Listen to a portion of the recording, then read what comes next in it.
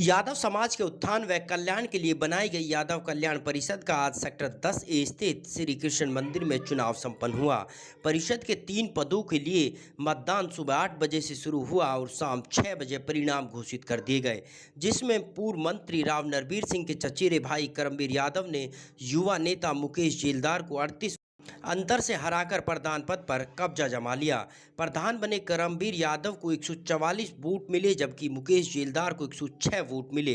इसके अलावा महासचिव पद के लिए करण सिंह यादव सिकंदरपुर घोसी ने सेक्टर 10A निवासी राव लाल सिंह को मात्र 1 वोट के अंतर से हरा दिया। राव करण सिंह को जहां 124 वोट मिले, वहीं राव लाल सिंह को 123 वोट मिले। खजांची पद के लिए महेंद्र सिंह यादव ने अशोक यादव को 43 वोटों के अंतर से हराया। महेंद्र यादव को 146 वोट मिले, वहीं अशोक यादव को 103 वोट मिले। वोटों के आधार पर तीनों सीटों पर प्रधान करमबीर यादव के गुट ने बाजी मार ली। यादव कल्याण परिषद का चुनाव शांतिपूर्ण संपन्न हुआ और समाज के लोगों ने जहां विजेता टीम को जीत की बधाई दी, तो वहीं उप विजेता टीम का भी हौसला बढ़ाते हुए कहा कि ये चुनाव समाज का चुनाव है, जिसमें हार जीत की कोई अहमियत नहीं है। हम सब मिलकर समाज के उत्थान के लिए काम करेंगे। समाज द्वारा दी गई जिम्मेदारी को ईमानदारी से निभाऊंगा। भाई मेरे से तो जितनी समाज के लिए जो कुछ भी बन पाएगा अपनी पूरी कोशिश करूँगा और सबको मैं साथ लेके चलूँगा। तो किस तरह से मानते, किस तरह से चुनाव हुआ, कैसे आपको लग रहा था? ये चुनाव तो बरादरी का चुनाव है, इसमें कोई राजनीति तो है नहीं। सब मिलकर सबने ही मदद करी, सब तरीके से, कोई दिक्कत नहीं।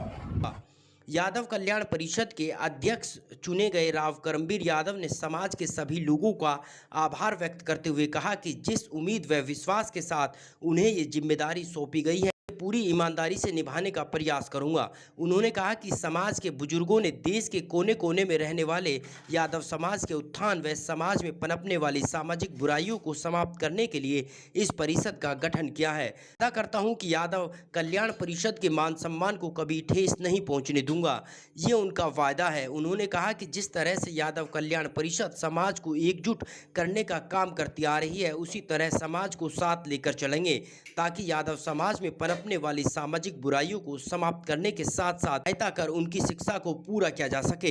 यादव कल्याण परिषद करीब 90 में शुरू हुई थी और ये रजिस्टर्ड संस्था है। और जब रजिस्टर्ड संस्था है तो पहले तो कोशिश की जाती है कि आम सभा की बैठक बुलाकर सिलेक्शन कर लिया जाए, क्योंकि वेलफेयर का काम करती है। परंतु रजिस्टर्ड संस्था यदि वेलफेयर का यदि सिलेक्शन नहीं होता है तो चुनाव कराना भी कोई गुनाह नहीं है। इसलिए अब की बार मुझे नहीं पता कि प्रधान जी या क्यों नहीं आम सभा के बैठक बुलाई, तो शायद सिलेक्शन हो सकता था, परंतु जो भी हुआ ठीक हुआ।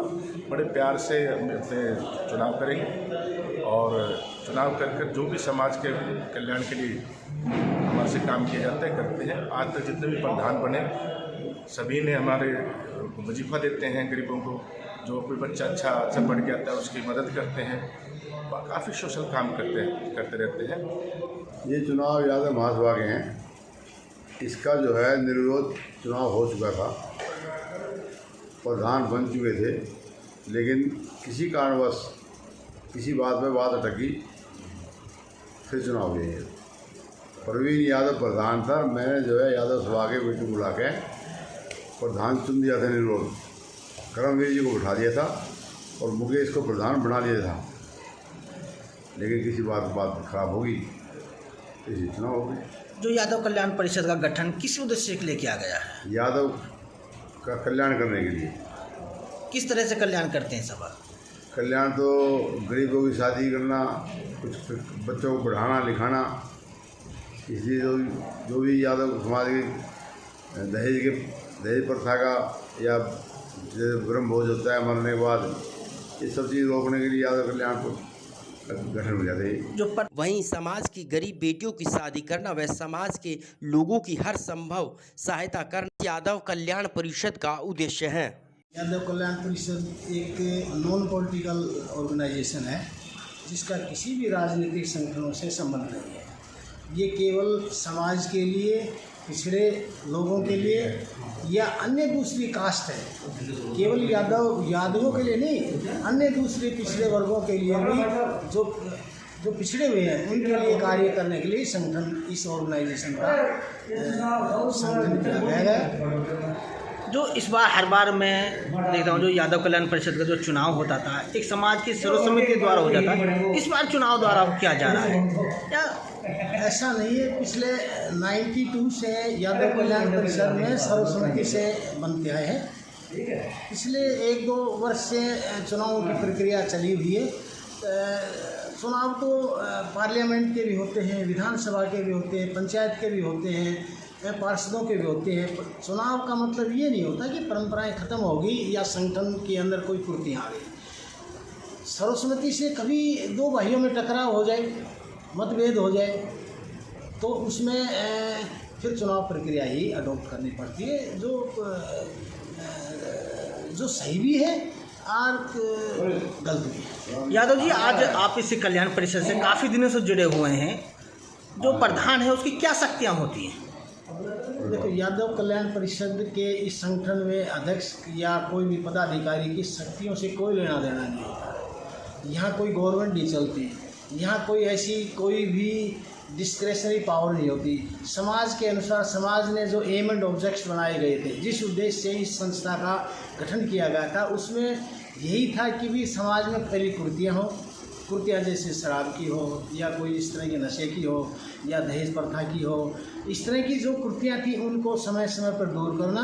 और समाज के अंदर जो लोग गरीब हैं, पिछड़े हुए हैं, जो किराए में गुड़गांव जैसे शहर में नहीं रह सकते, उन लोगों के लिए यहाँ कमरे बनाए गए हैं ताकि फ्री में वो काम करें। ऐसा करते हैं। गरीब बच्चों को भी यादव कल्याण परिषद वजीफा देती है, समय समय पर देती आई, करती रही। जो भी यादव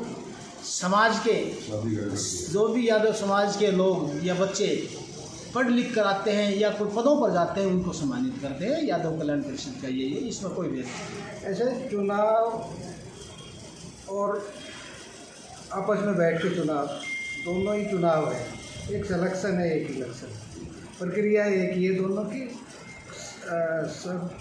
इसमें सक्षम आदमी जो है या जिस आदमी को ज़्यादा लोग पसंद करें, क्योंकि समाज के ही लोग चुनेंगे और समाज के ही लोग ही सेलेक्ट करेंगे।